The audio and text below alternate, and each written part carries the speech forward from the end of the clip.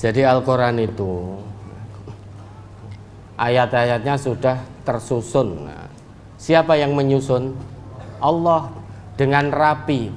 Maksudnya itu ayat-ayat Al-Quran itu tidak mengandung kebatilan, tidak mengandung kesalahan, tidak mengandung kebengkokan. Ayat-ayat Al-Quran dari ayat pertama sampai terakhir itu semuanya mengandung kelurusan, mengandung kebenaran. Sesudah itu ayat-ayat itu dijelaskan dengan terperinci.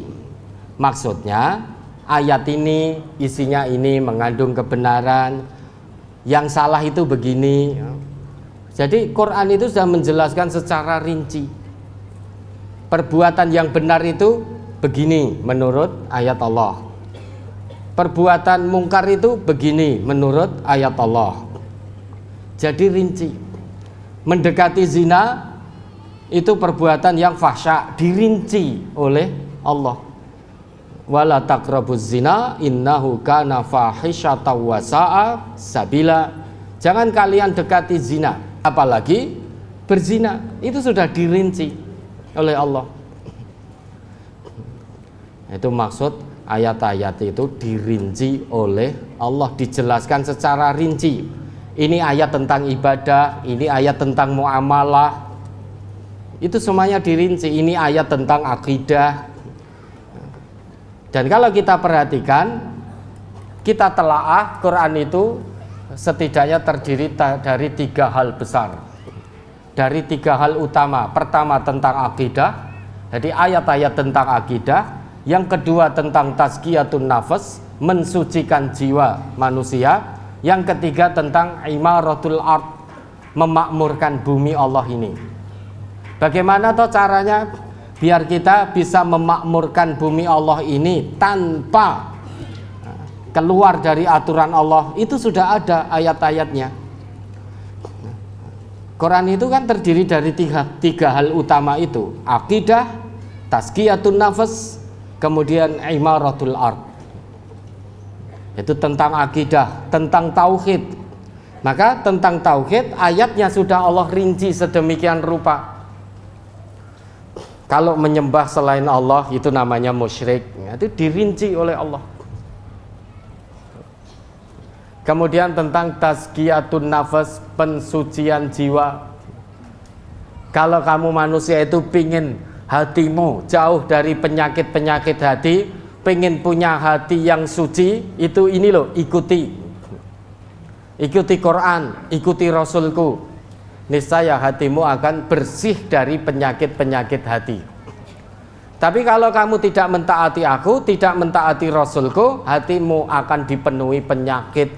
Kalau hati itu penuh dengan penyakit, maka dia jauh dari kata suci. Yang terjadi sombong, pamer, riya, sum'ah, ujub, merendahkan orang lain, menolak kebenaran. Itu karena hati tidak suci, banyak penyakitnya. Lah untuk bisa suci, taati aku, yaitu Allah, taati Rasulku, hatimu pasti akan suci. Dan kamu diutus oleh Allah di muka bumi itu untuk menjadi pemakmur bumi. Bagaimana menjadi seorang pemakmur bumi yang baik menurut Allah dan Rasulnya? Ini loh ayatnya. Wala tamshi fil ardi maraha. Maka jangan sombong. Kalau kamu sombong di atas muka bumi ini, maka kamu bukan menjadi pemakmur bumi yang baik. Justru kamu akan merusak, menjadi perusak di muka bumi ini. Wa idza qila lahum la tufsidu fil ard qalu innama nahnu muslihun. Menjadi pemakmur bumi yang baik dan benar menurut Allah dan Rasulnya harus menjadi orang muslih, jangan menjadi orang mufsid. Harus jadi orang yang suka mengajak kepada kebaikan dan kebenaran.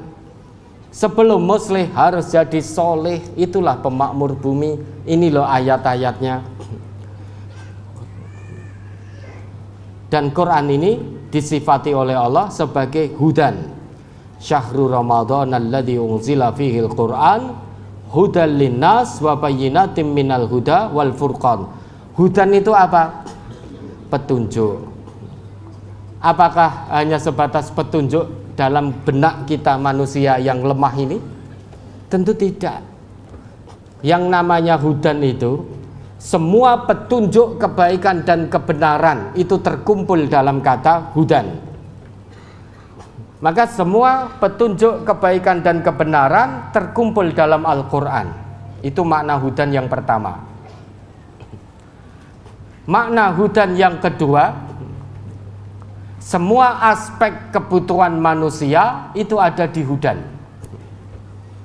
Sehingga Al-Quran ini mencakup, mengandung semua aspek yang dibutuhkan oleh manusia. Itu ada di hudan, berarti ada di Quran. Ingin keluar dari problem, ingin keluar dari masalah rumah tangga, ada ayatnya rinci. Suami istri bertengkar cekcok, ada ayatnya rinci. Ketika terpaksa harus menjalani perceraian, ada ayatnya rinci. Ketika harus mentalak istrinya, berapa kali talak dibolehkan dalam Al-Quran, ada ayatnya at-tolak marrotan, 2 kali. Kalau sesudah mentalak 2 kali, fa imsakum bima'ruf au tasrihum bi ihsan. Kalau ingin mempertahankan rumah tangga, pertahankan dengan cara patut. Suami tunaikan kewajibannya selaku suami, istri tunaikan kewajibannya selaku istri. Tapi kalau kemudian keduanya berunding, berpisah, au tasrihum bi ihsan, pisahlah dengan baik-baik. Jangan pisah dengan membawa kebencian, membawa amarah, saling ghil dan lain sebagainya.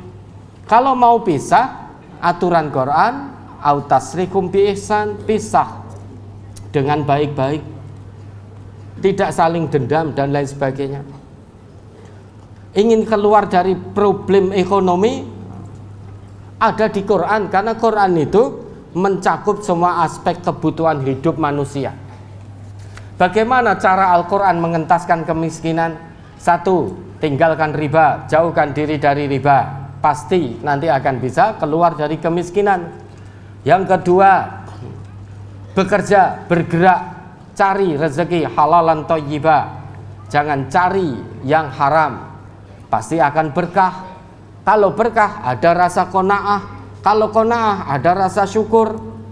Hati yang qanaah, yang penuh dengan rasa syukur, dia akan jauh dari perasaan miskin, perasaan fakir. Miskin dan fakir itu perasaan.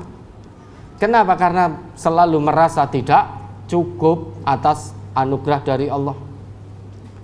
Maka aturan Quran rinci, kalau ingin keluar dari kemiskinan, tinggalkan riba. Tinggalkan riba, karena riba itu menghancurkan. Tidak ada berkah sama sekali di balik harta riba. Yang ada justru semua akan dimusnahkan oleh Allah yang berkaitan dengan riba. Pelaku-pelaku ribawi di awal memang tampak menyenangkan, tapi pada akhirnya semua akan dimusnahkan oleh Allah. Yamhaqullahu riba wa yurbis shadaqah. Allah akan menghancurkan, membinasakan riba, dan Allah akan menumbuh kembangkan sedekah. Maka cara pertama, jauhkan diri dari riba. Cara kedua, bekerja. Walladzi ja'ala lakumul arda dzalula famshu fi manaqibiha. Dia Allah yang telah menjadikan bumi itu mudah untuk kamu jelajahi. Maka jelajahilah seluruh penjuru bumi. Wa kulu mir rizqih. Tujuannya apa? Untuk menjemput rezeki, makan dari sebagian rezeki yang ada di muka bumi ini. Dalam arti bekerja. Dan sabda Nabi kita, i'malu, bekerjalah kalian, fakullun muyassar lima khuliqalahu. Karena setiap manusia itu sudah diberi bakatnya masing-masing oleh Allah, dan dia akan dimudahkan untuk meraih apa yang dia usahakan. Karena semua manusia itu diberi bakat yang berbeda-beda oleh Allah. Maka Nabi kita bersabda, i'malu, bekerjalah kalian, fakullun muyassar lima khuliqalahu. Karena setiap manusia itu sudah diberi bakat, diberi kemudahan oleh Allah untuk apa dia diciptakan. Maka bekerja sesuai dengan keahlian masing-masing. Bergerak bekerja. Terus kemudian yang ketiga, tingkatkan kegiatan ekonomi sesama umat Islam.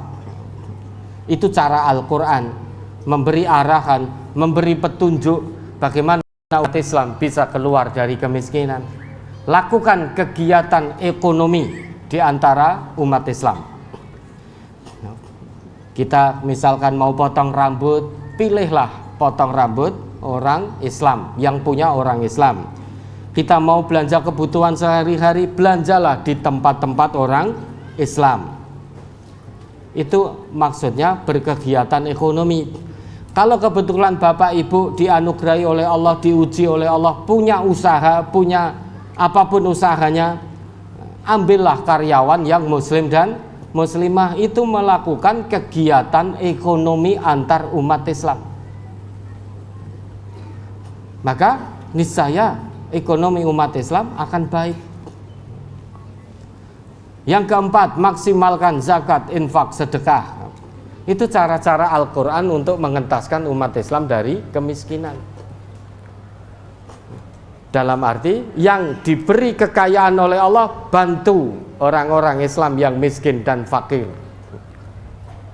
Membantu miskin dan fakir itu kewajiban orang Islam yang kaya. Karena kekayaan itu bukan dia hasilkan menurut keahliannya, menurut kepandaian, tapi kekayaan yang dia miliki itu mutlak dari Allah. Setelah Allah beri kekayaan pada dirinya, Allah wajibkan dirinya untuk membantu yang fakir, membantu yang miskin. Kalau orang kaya tidak mau membantu yang fakir dan miskin, dia khianat terhadap harta yang Allah berikan. Dan pasti akan sengsara itu di hadapan Allah, karena hartanya itu akan dihisap oleh Allah. Dari mana dia memperoleh, di mana dia belanjakan, itu akan dihisap oleh Allah. Jadi Bapak Ibu, kalau kita kaya itu bukan karena kepandaian kita, tapi itu amanah ilahiyah, amanah dari Allah. Allah berikan hartanya pada kita, Allah titipkan hartanya pada kita. Kemudian Allah berikan amanah kepada kita, di sebagian harta kita ini keluarkan untuk membantu orang fakir, membantu orang miskin. Dengan begitu umat Islam akan keluar dari kemiskinan, dari kefakiran. Nah, itu sudah dirinci dalam Al-Quran. Maka kalau mau berkegiatan ekonomi, lihat dulu ayat-ayat tentang ekonomi. Itu rinci sudah. Ingin sehat, lihat ayat-ayat tentang kesehatan. Itu rinci dalam Al-Quran. Sehingga hudan itu makna keduanya, semua aspek kebutuhan manusia itu ada di hudan. Berarti semua aspek kebutuhan manusia itu ada di Al-Quran. Ya.